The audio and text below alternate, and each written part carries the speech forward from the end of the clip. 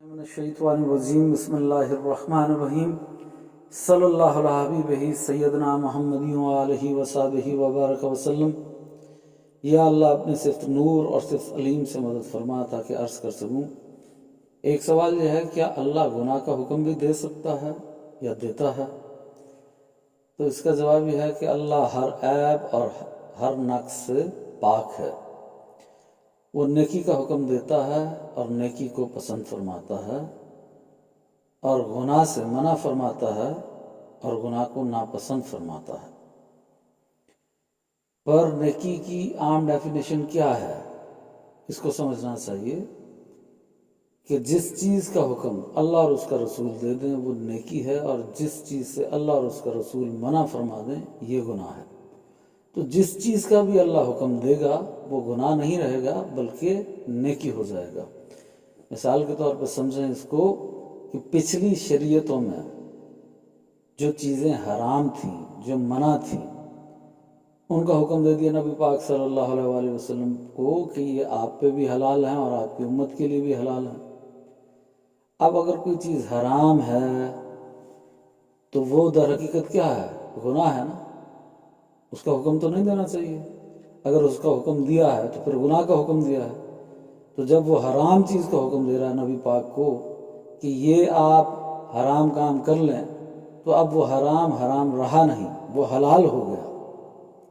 تو اللہ جس چیز کا حکم فرما دے گا وہ پھر حرام نہیں رہے گا، پھر وہ گناہ نہیں رہے گا بلکہ نیکی بن جائے گا۔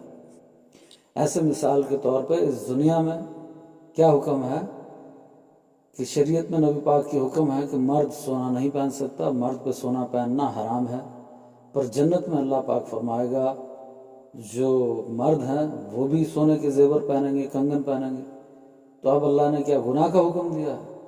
سونا تو حرام ہے، یہ تو گناہ ہے، پر وہاں حکم دے رہا ہے کہ سونے کے زیور پہنو۔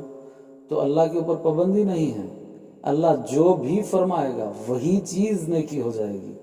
یہاں پہ شراب حرام ہے اور اللہ وہاں پہ فرمائے گا کہ شراب طہور جنت میں حلال ہے۔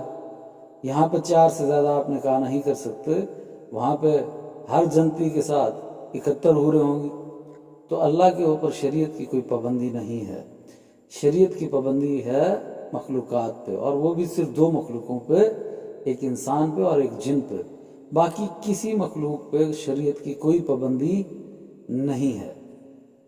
فرشتوں پہ بھی شریعت کی کوئی پابندی نہیں ہے، اور اللہ تو مخلوق ہونے سے ہی پاک ہے، وہ تو خالق ہے۔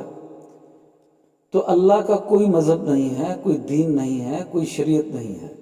انڈیا کا میں ایک چینل دیکھ رہا تھا تو اس پہ ایک مولانا سے سوال پوچھا، اللہ ہندو ہے یا کافر ہے یا مسلمان ہے؟ تو انہوں مولانا نے کہا اللہ مسلمان ہے۔ میں نے کہا افسوس کی بات ہے، اللہ کہاں سے مسلمان ہو گیا؟ اللہ ان چیزوں سے پاک ہے۔ اللہ نے دین اسلام کو پسند فرمایا ہے مخلوق کے لیے، انسان کے لیے اور جن کے لیے۔ اللہ کو دین اسلام پسند ہے ہمارے لیے، پر اللہ ہر مذہب سے پاک ہے، نہ وہ مسلمان ہے، نہ یہودی ہے، نہ عیسائی ہے، نہ کافر ہے۔ اللہ ان چیزوں سے پاک ہے۔ ایسے ہی اللہ اس چیز سے بھی پاک ہے کہ وہ گناہ کا حکم دے یا نیکی کا، کیونکہ نیکی اور گناہ کا تصور تو تب ہے جب شریعت کسی پہ اپلائی ہوگی، شریعت کسی پہ لاگو ہوگی۔ تو اللہ پہ تو کوئی شریعت نہیں لگتی، پر کہا یہی جائے گا کہ اللہ ہر عیب اور نقص سے پاک ہے۔ وہ نیکی کا حکم دیتا ہے اور نیکی کو پسند فرماتا ہے، گناہ کا حکم نہیں دیتا اور گناہ کو پسند بھی نہیں فرماتا۔ پر در حقیقت بات یہ ہے کہ وہ جس چیز کا حکم دے گا وہی چیز نیکی ہو جائے گی۔ اگر وہ کسی حرام چیز اور گناہ کا حکم دے تو وہ حرام نہیں رہے گی، گناہ نہیں رہے گی، بلکہ حلال ہو جائے گی اور نیکی ہو جائے گی۔ جیسے حضرت موسیٰ علیہ السلام کی شریعت میں، چاہے موسیٰ علیہ السلام کی شریعت ہو یا نبی پاک کی شریعت ہو، کسی کو قتل کرنا تو گناہ ہے، حرام ہے۔ ایک انسان کا قتل، ناحق قتل، تمام انسانیت کا قتل ہے، اور ایک انسان کی جان بچانا تمام انسانیت کی جان بچانا ہے۔ تو اللہ نے حضرت خضر علیہ السلام کو، بڑا مشہور واقعہ ہے قرآن میں حضرت موسیٰ علیہ السلام کا اور حضرت خضر علیہ السلام کا، آپ یہ پڑھ سکتے ہیں۔ تو حضرت خضر علیہ السلام ایک نبی ہیں، اور علماء کا اس پہ اجماع ہے. ویسے تو 4 قول ہیں حضرت خضر علیہ السلام کے بارے میں. ایک یہ کہ وہ رسول ہیں، ایک قول یہ ہے کہ وہ نبی ہیں، ایک قول یہ ہے کہ وہ فرشتے ہیں، ایک قول یہ ہے کہ وہ ولی ہیں. بہرحال علماء جمہور کا اس پہ اجماع ہے کہ وہ نبی ہیں. اور قرآن میں اللہ پاک فرماتا ہے انبیاء معصوم ہوتے ہیں، وہ گناہوں سے پاک ہیں. پر اللہ کیا فرما رہا ہے ان کو کہ اس نابالغ بچے کو قتل کر دیں. اب یہ حضرت موسیٰ کی شریعت میں بھی منع، نبی پاک کی شریعت میں بھی منع. پر اللہ نے جب یہ حکم دیا تو کیا یہ گناہ ہے؟ نہیں. جب اللہ کسی چیز کا حکم دے دے تو وہ نیکی ہو جاتی ہے. ایسے نبی پاک کی شریعت میں بھی منع ہے اور حضرت موسیٰ کی شریعت میں بھی منع تھا کہ کسی کی چیز کو توڑا نہیں جا سکتا، نقصان نہیں پہنچایا جا سکتا. تو اللہ نے حکم فرمایا اس کی کشتی کو توڑ دو، اس کی کشتی میں سوراخ کر دو. تو یہ حکم بظاہر تو ایسا لگتا ہے کہ گناہ ہے، پر جب اللہ نے حکم دیا ہے تو پھر یہ نیکی ہو گیا ہے. ایسے ہی یتیم بچوں کی دیوار گرا دو، حضور کی شریعت میں بھی منع اور حضرت موسیٰ کی شریعت میں بھی منع کہ دیوار گرا دو یتیم بچوں کی. تو در حقیقت یہ جب اللہ نے حکم دیا تو اب یہ نیکی ہو گیا، گناہ نہیں رہا. تو مقصد ہے سمجھانے کا یہ کہ اللہ جو فرما دے وہی تو نیکی ہے.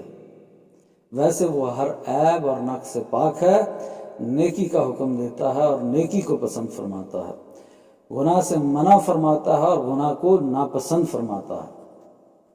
پر اس پہ کسی شریعت کی پابندی نہیں ہے. شریعت کی پابندی انسان پہ ہے اور جن پہ ہے، اور وہ کسی مذہب کا پابند نہیں ہے.